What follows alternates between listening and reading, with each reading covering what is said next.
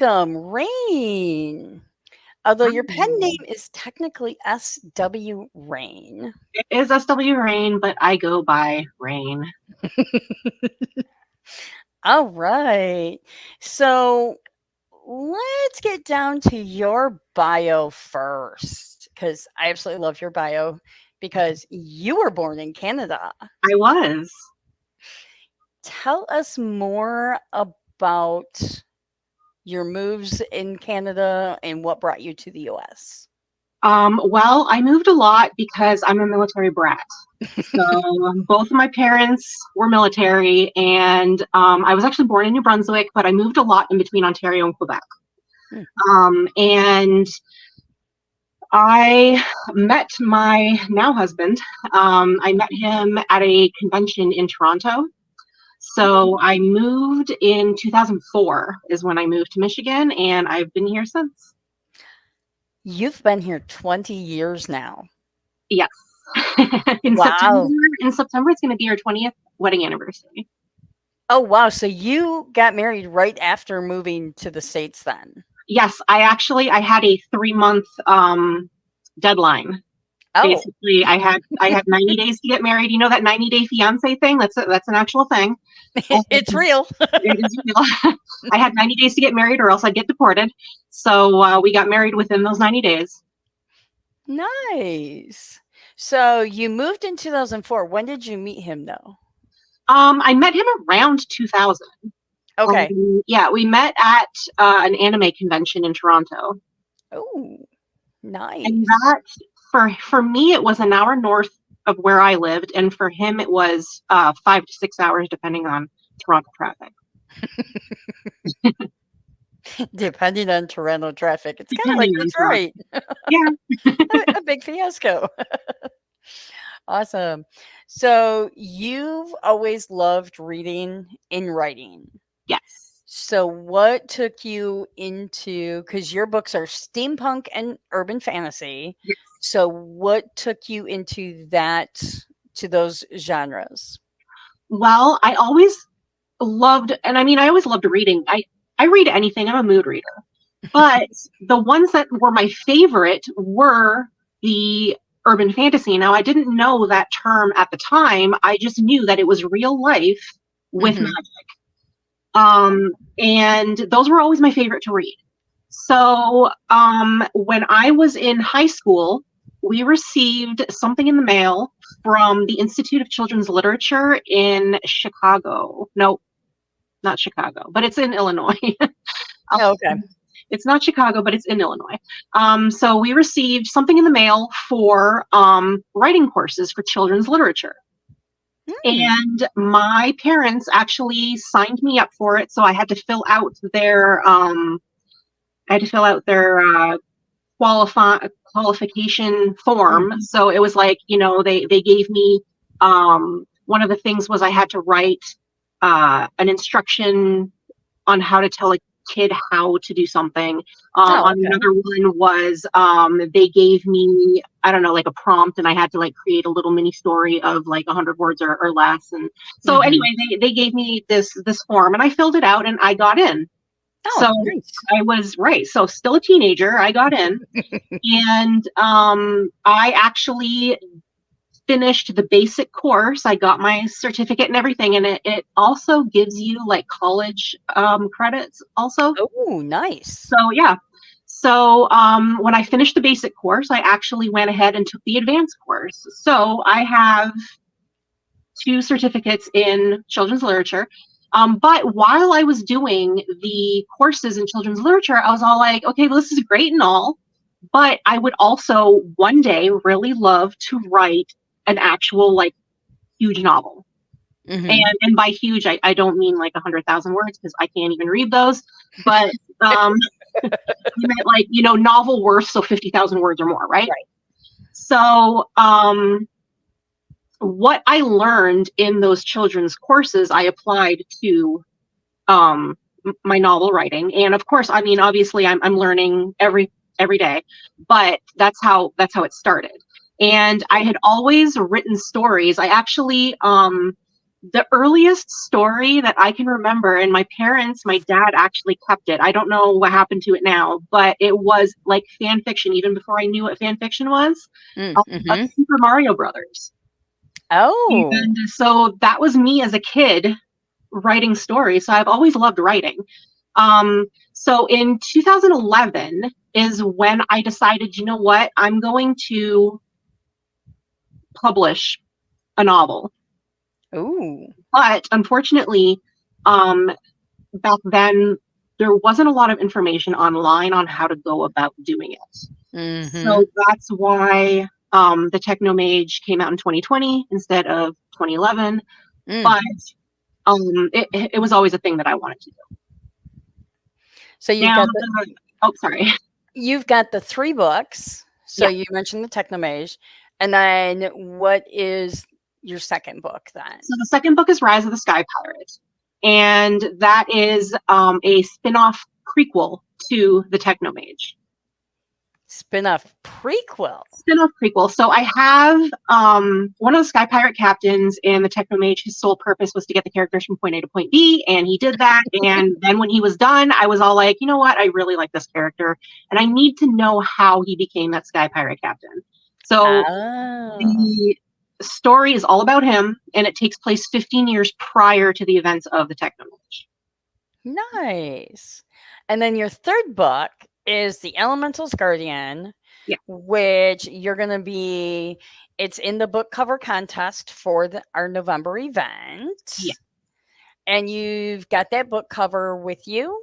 I do. Pay no mind to the not for resale. That's okay. This is the author copy. It's special. And not only is it in the book cover contest for our upcoming event in November, but it is also the book that you're going to be reading an excerpt out of at the Yes. event. Awesome. Very cool. So, along with the event in November, which is the Holiday Book Festival, um, November 30th from 11 to 5 in Milford, Michigan. You also do the Meet the Authors events that take place at Sweetwater's, both in Novi and in Canton, which this recording will be uploaded in October. So the next event is actually October 19th in Novi.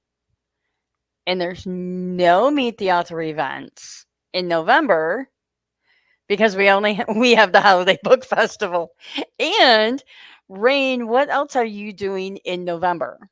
I participate in NaNoWriMo. That stands for National Novel Writing Month. And I have been doing it for, I think this is going to be my 19th year doing it. Oh, wow. And it's a contest to write 50,000 words or more in 30 days. And I think that I have succeeded in every year but one, and I think it was my fourth year in. Okay. Nice. Now you do that. Now you have more of a part to it than just the writing. Not that the writing isn't a big part of it, but you do more than just writing though with that. Well, I did a lot more. Oh, okay. I was actually a municipal liaison for the Detroit area, so I was with two other people in charge of, like, we're the volunteers, and Okay. we're in charge of putting all the events together. We're in charge of the basically if we do like fundraising and stuff like that, getting it to the headquarters and all that stuff. But we did a lot more as the Detroit region. We were just like, we went way out. And unfortunately, I had to step down because my son was starting school and it was just like, yeah, there was too much on my plate. So I stepped down. However, I still participate in the big events. Oh, okay. Yep, I still go to them, and I love it. It's fun. It's definitely it's the camaraderie Mm-hmm. It's the because writing is it's a lonely pastime, but you get to be with these other people, and like we're all going through the same thing. We are all trying to write a book. Some of us are trying to get published, some not necessarily, or just to write something, but we're all trying to write something. And Mm-hmm. we all have writer's block, and we all are struggling. Daily life takes on a whole new meaning Mm-hmm. in November when you're like trying to write 1,337 words a day. But That's a lot. it's a lot. But you have people, like-minded people, going through the same thing, and it's a blast. I love doing it. Awesome. So then the Meet the Authors events will return in December then, where we'll actually be at both Canton and Novi because we skipped November. So, get that extra location in for the month of December plus Christmas shopping. I You was know, just going to s- say that. so you've got the November holiday book festival, and then you've got the two smaller Meet the Author events. Some of the authors may be the same, some not, because I know that there's some that have signed up for actually the September event, which will have already taken place by the time this one comes up, that are not going to be there in November. It's So always fun because you have a mixture of authors. It's not always the same ones, and a lot of different genres too. yeah, well, and that's how that whole event started, was to make it so that it wasn't all fantasy authors or all romance authors or all children's book authors, which we actually probably could do a children's book author day. we do have, we do have quite a few. Uh, well, awesome. So you've got 3 books published, and Yes, you're working on number 4. I am working on number 4.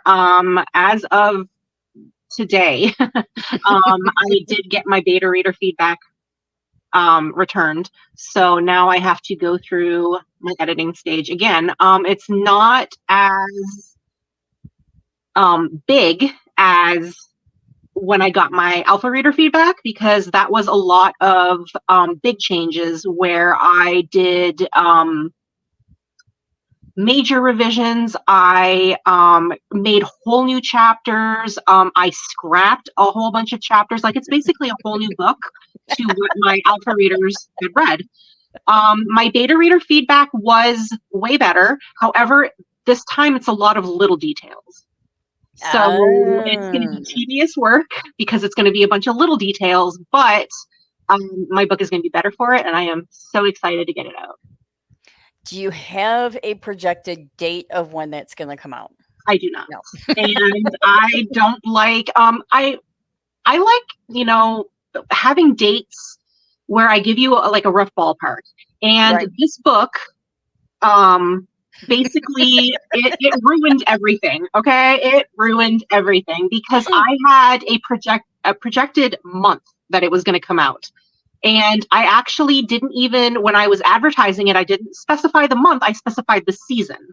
So Okay. I said it was going to come out in spring of 2024. So Hmm. spring came along, and actually, like, personally, I wanted it out in March. Okay.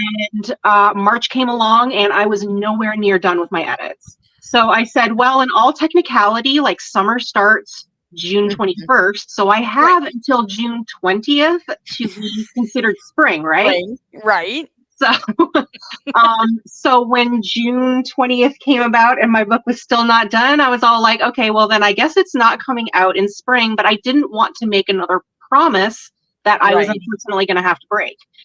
Which is Ah, why okay. I don't give specific dates until my edits with my editor and proofreader are done. That way I Oh, know okay. there's going to be no more big changes to it. So then I can give an actual date. So I told myself, well, you know what?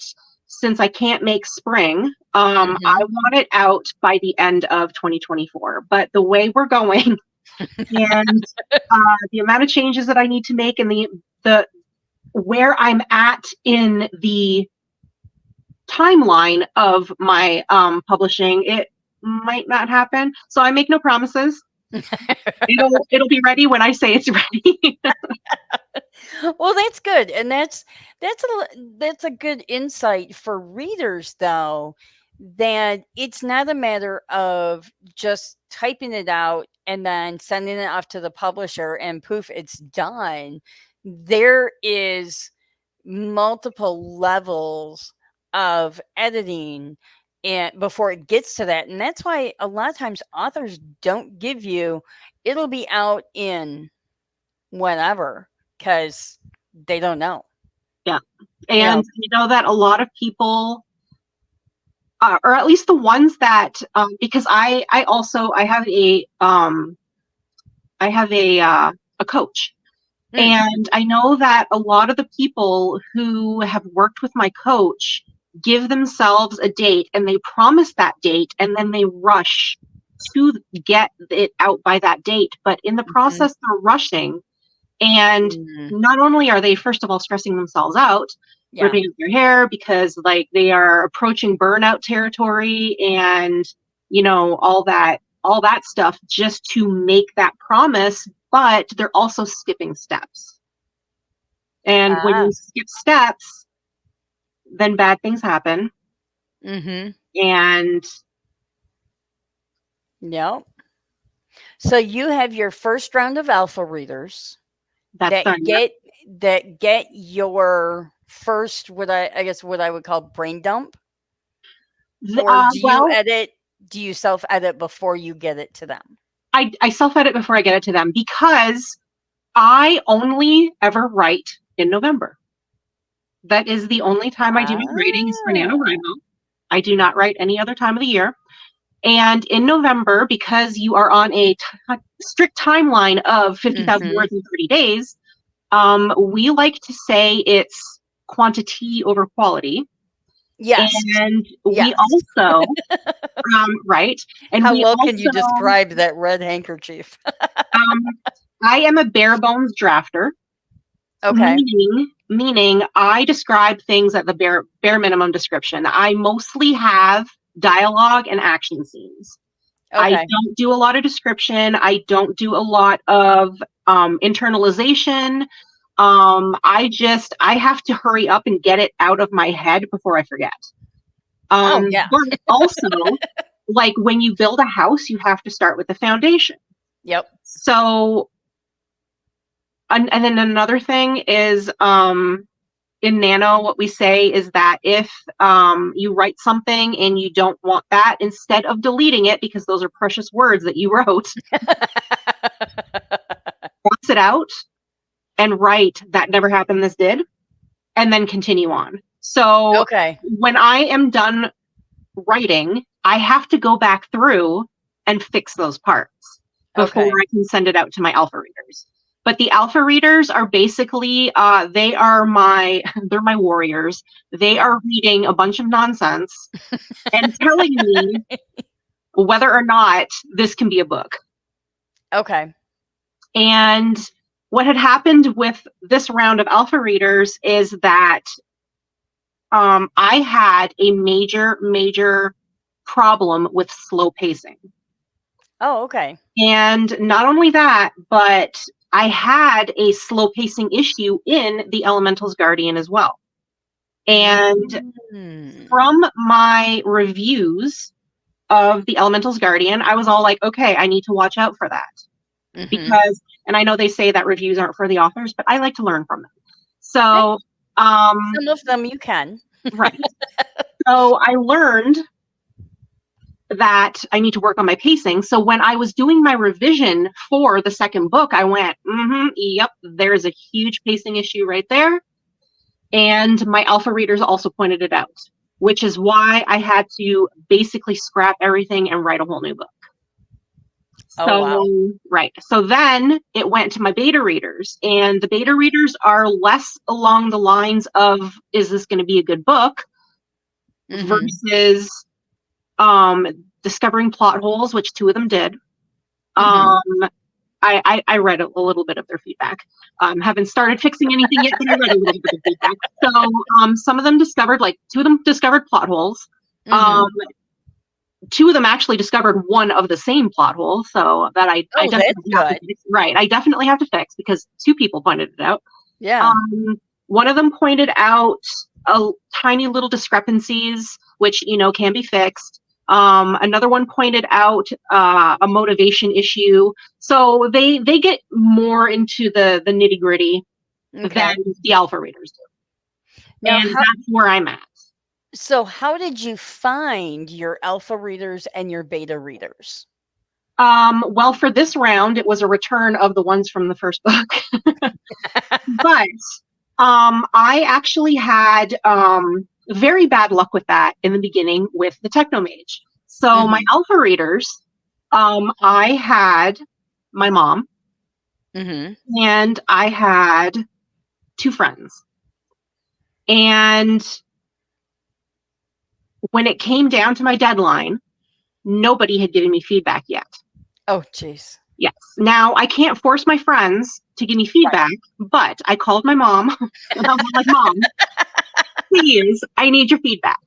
Now, the problem with that, and as much as I love my mom, and I mean, she's my alpha reader, she's my beta reader, she's my ARC reader, but Okay. as much as I love my mom, with that first book, she had no idea what steampunk was.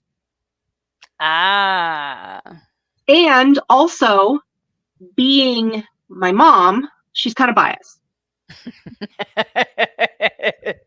So when it came time for beta readers, I said, I can't do that again. I can't Yeah. not get feedback because Yeah. I need that feedback to make this book good.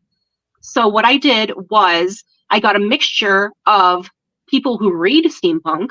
Mhm. I actually got a steampunk author, Oh. and I actually found a beta reader that I paid for. Oh, okay. And I figured that if anybody was going to give me feedback, is the one that I paid for. Yeah. And actually, she turned out to be such an amazing beta reader that I use her on in every single one of my books because she is thorough. Nice. And I mean, she's amazing. I love her. And like I stumbled upon her, by accident, but it worked. And so it's a lot of trial and error because the alpha readers and the beta readers that I had, aside from the one that I paid for, the alpha readers and the beta readers that I had for the Technomage did not return for Rise of the Sky Pirate. So I needed a whole new set of Wow. alpha readers and beta readers. Well, alpha, like aside from my mom, obviously, but Yeah. and then the same thing with the Elemental's Guardian. Now I needed different alpha readers and different beta readers because I was jumping genres. I was going from steampunk Mhm. to urban fantasy. So I needed a whole new set of alpha readers and beta readers. The beta reader that I pay for, thankfully, also does that genre. So I got her Ah, the beta readers. nice. Yeah. And that went relatively better than the nightmare situation from the Technomage. But when it came time for my alpha readers um, to return for book two, none of them returned. And I was like, okay. But that's what happens because people have lives Yeah. and not everybody can, commit to reading, especially in like, because I have a deadline Right. and I need my alpha readers and my beta readers to read on my deadline. Yeah. Um, so it's not easy. It's a very what's the word I'm looking for? A trial and error. It's Mhm. basically trial and error to get alpha readers and beta readers to come back.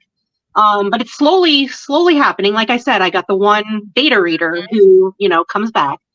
Um, so, but that's how I do that process. And then once I go through the beta reader feedback, then it's ready for an actual line editor, copy editor, and proofreader.